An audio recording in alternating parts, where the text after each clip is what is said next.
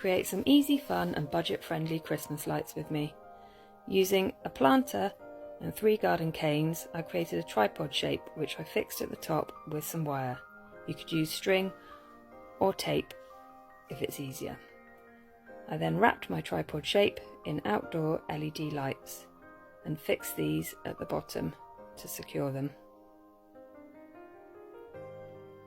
Using leftover baubles or any other Christmas decorations, decorate your shape so that it's pretty in the daytime as well as in the nighttime.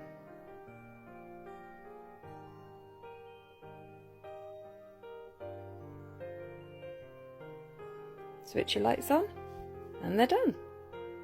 These are going to come and sit outside my front door and they look like little Christmas trees.